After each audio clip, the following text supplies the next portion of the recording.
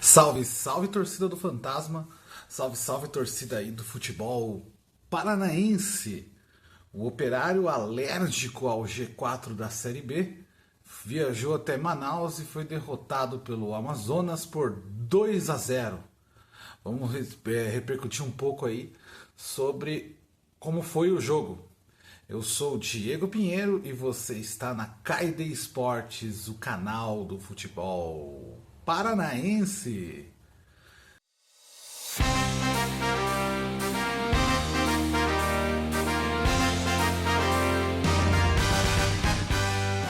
Salve, salve galera, Diego Pinheiro aqui na área. Então o Operário ontem foi até Manaus para encerrar aí um dos últimos jogos da rodada da Série B, né? Finalizar a longa sequência longe do Germano Krieger. Após vários jogos na sequência com vitórias, o Operário saiu derrotado ontem pelo Amazonas, a primeira vitória do Amazonas na competição, que até então era o lanterna da Série B, né? Não tem como ver lado positivo ou achar que isso é normal, né? O jogo ontem assim mostrou que o Operário tem algumas barreiras ainda a superar, né, para formar uma equipe definitivamente competitiva para a sequência da Série B. O Operário então ontem entrou a campo com Elias, Thales Olex, Joseph, Alan Godoy, Gabriel Feliciano, Fran Sérgio, Zuluaga Bosquilha no meio campo com Alano, Daniel Amorim e Marcos Paulo. O Operário ontem então começou o jogo. O jogo no primeiro tempo foi meio laica, né? O Operário teve alguma chance, né, logo no começo, aos 3 minutos, com o Alano. E o Amazonas, eu contei, teve 4 boas chances no primeiro tempo. Às 7, aos 10, aos 29 e aos 46 minutos do primeiro tempo, né?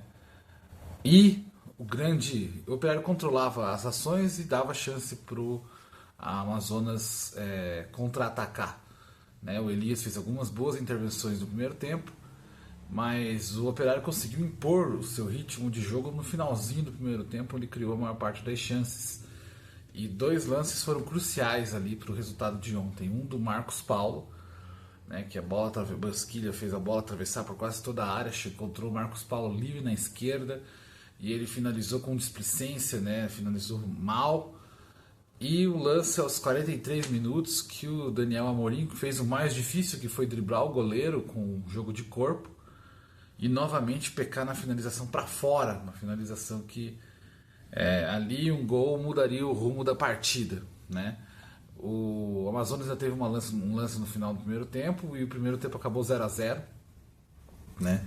Com o Operário levemente melhor. No segundo tempo, o Operário esqueceu o futebol no vestiário, né? Voltou sonolento, voltou soneca e tomou um gol ali uma bola parada do Amazonas aos 5 minutos.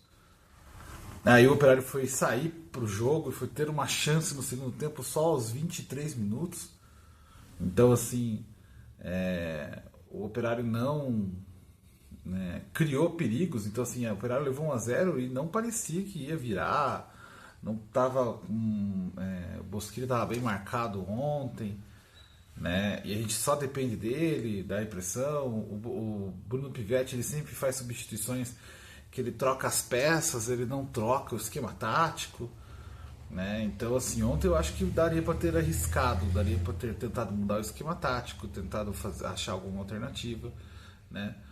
Tomamos o gol ali aos 5 minutos e depois tomamos aos 38 numa bola parada que era nossa. E acabou gerando o contra-ataque para a equipe do Amazonas e ainda contou com a falha do Elias, porque foi falha de novo, né? Sequencial. O jogo contra o Vasco já tinha sido falha.